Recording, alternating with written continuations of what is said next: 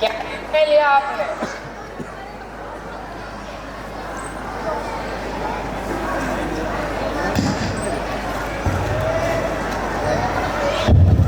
नहीं रहा।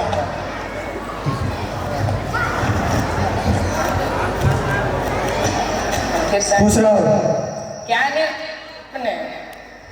विदा नहीं होगी। लेकिन जरा सोचिए तो, आप विदा ना करेंगे तो मेरी बहन का क्या दशा होगा? मैंने उसकी दशा का ठेका नहीं ले रखा है। हर लड़की पहले सावन अपने सखी सहेलियों के साथ माँ के घर बिताने का सपना देखती है। मैं जानता हूँ, मैं अपना निर्णय सुना चुका हूँ, विदा नहीं होगी। मैं कमला को बिना लिया तो माँ का हृदय टूट जाएगा। मैं मजबूर हूँ। अगर माँ बहन का इतना ही ख्याल था तो दहेज पूरा क्यों नहीं दिया? जी, दहेज देना तो दूर, बारात की खातिर भी ठीक से नहीं की गई। भाई बिरादर में जो वसूली, उसका गाड़ी छोटा का आवाज भी हरा है। जाओ कह देना अपनी माँ से कि अगर बेटी की विदा चाहती है तो पहले उस घाव के लिए मरहम भेजे। जी, आप इस समय तो विदा कर दे, इतने में आपकी मांगी पूरी करने की पूरी चेष्टा करेंगे। मैंने दुनिया देखी है, ये बाल धूप में सफेद नहीं किए, और तुम आज के छोकरे मुझे बेवकूफ बनाने चले हो। या क्या कह रहे हैं आप? मैं ठीक कह रहा हूँ, बहू विदा तभी होगी जब 50,000 नगद इस हाथ पर रख दोगे। यह तो सरासर अन्याय है। शिकायत आपको हमसे। उस भोली भाली लड़की ने आपका क्या बिगाड़ा है जो उसे विदा ना करके उससे बदला ले रहे हैं? रमेश बाबू होते तो वह क्या कर लेता? मेरे सामने मुंह खोलने की हिम्मत नहीं है उसमें। वह मेरा बेटा है, तुम्हारी तरह बड़ों के मुंह लगाकर बदतमीजी करने वाला कोई और छोकरा नहीं।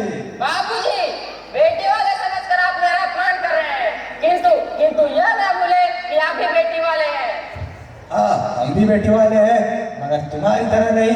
पिछले महीने हमने भी अपनी गौरी की शादी की थी, इतना दहेज दिया, देखने वाले ने दांतों तले अंगुली दबा ली।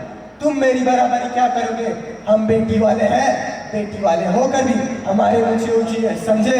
जी, हेलो हेलो हेलो हेलो। बोले तो रमेश गया है गौरी को विदा कराने, बस कुछ देर में आता ही होगा। मेरी बेटी पहला सावन यही बिताएगी। तुम्हारी बहन के सपने कभी पूरे नहीं हो पाएंगे। जो मेरी बहन है, क्या आपकी वो कोई नहीं है?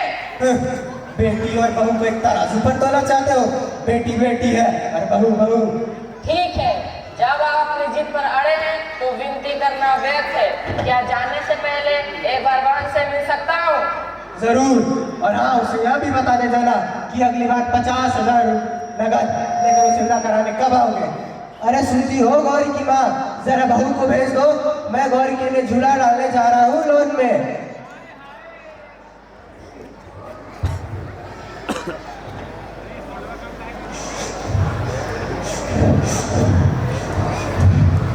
प्रणाम भैया। रो मत कमला, इन मोतियों का मूल समझने वाले यहाँ कोई नहीं है। भैया क्या? घबराओ मत, मैं जल्दी आऊंगा। उस बार विदा अवश्य होगी, क्योंकि चोट का मरहम लेकर आऊंगा। मरहम? ये आप क्या कह रहे हैं भैया? हाँ कमला, हमारे व्यवहार से बाबूजी के कलेजे में घाव हो गया है, उन्हें मरहम चाहिए। उस मरहम की कीमत 50,000 रुपए है। इस गिरे हुए हाल में भी मकान 60-70 हजार रुपए में बिक ही जाएगा। तुम चिंता ना करो।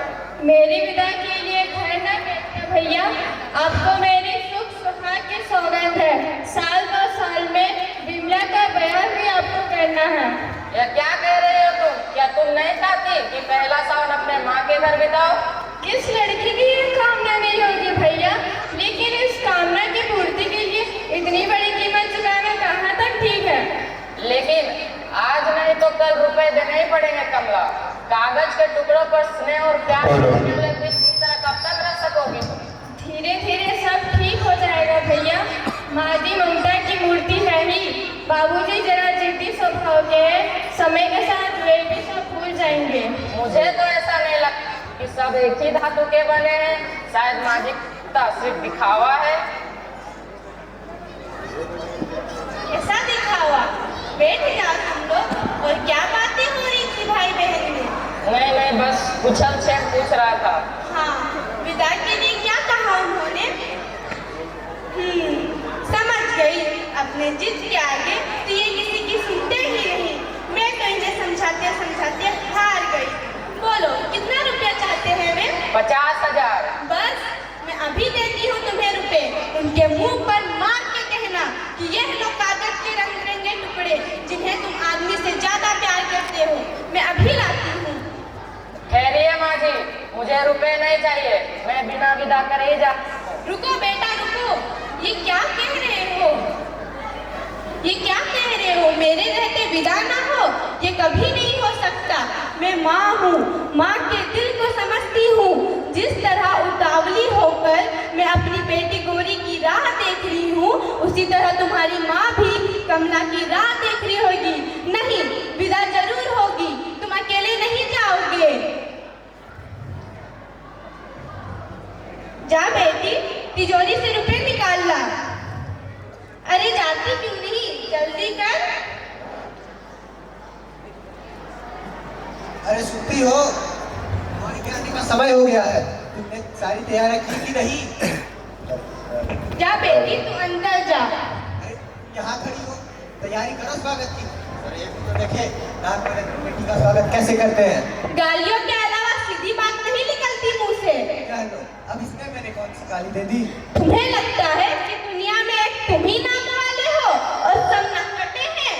तुम्हें तो मेरी हर बात में बुराई दिखती है।